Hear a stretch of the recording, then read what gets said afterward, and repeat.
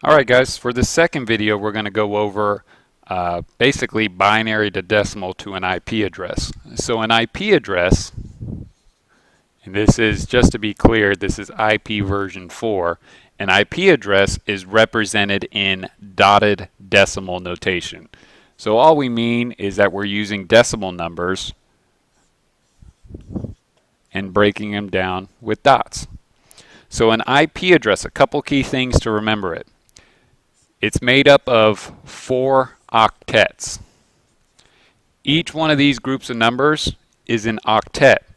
But going back to what we discussed in the last presentation about binary to decimal, an octet equals 8 bits. Also, it equals 1 byte. So 8 bits, as we learned in the last video, is equal to 1 byte. 1 byte is equal to 1 octet. The reason for the two terms is when you're talking about a byte in IP addressing is that it's called an octet. When you're talking about bytes and bits in regular binary, it's called a byte. So anytime you see that word octet, think of it as being a byte.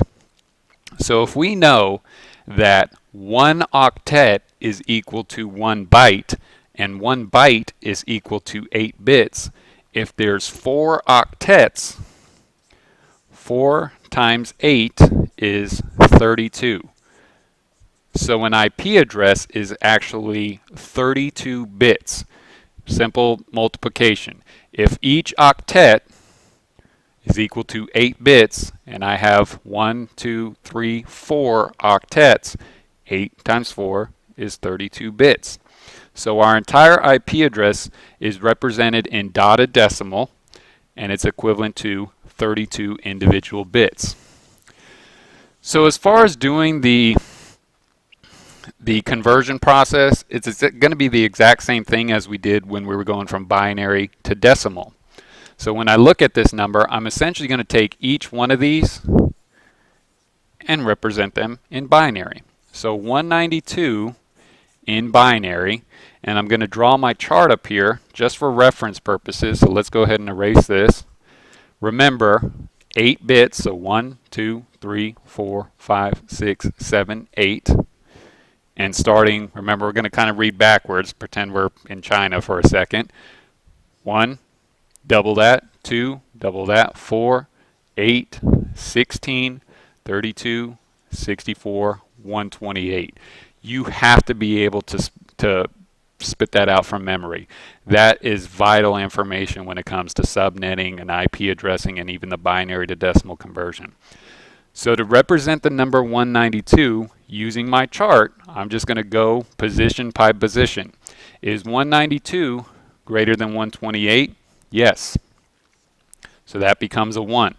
I take that, 192 minus 128, 64. Is 64 greater than or equal to 64? Yes, it is. So now I've hit my value. 64 minus 64, 0. So the rest of my values just become 0. 1, 2, 3, 4, 5, 6. So I have my 8 bits. 1, 2, 3, 4, 5, 6, 7, 8. 192 in binary is equal to 1, 1, 0, 0, 0, 0, 0, 0.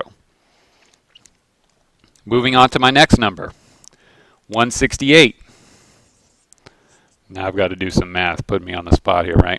Is 168 greater than 128? Yes, it is. 168 minus 128 is 40.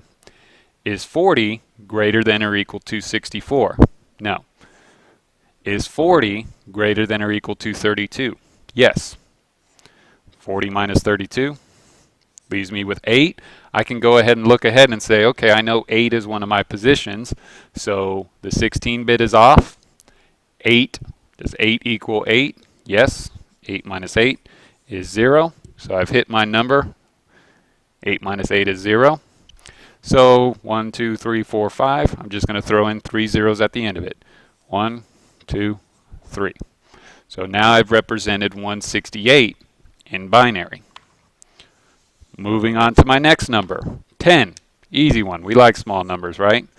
I can go ahead and look at this chart because we've done it twice and 3 times and say, okay, 8 is going to be the number I'm going to hit. So 1, 2, 3, 4, 4 zeros. 1, 2, 3, 4. 10 minus 8 leaves me with a value of 2. 2 is one of my numbers. So the 4 bit is off, the 2 bit is on, the 1 bit is 0. Now you want to get to this process very, very quickly. You want to be able to do this conversion almost in your head. 1. How do I represent 1 in binary? I'm just turning on that last bit. 1, 2, 3, 4, 5, 6, 7, 1. And if I were reading my number in binary, this is exactly what it would look like with dots breaking down that address. Dotted decimal notation. So same process as doing binary to decimal, you're just doing it 4 times, a little bit bigger numbers. The process is exactly the same.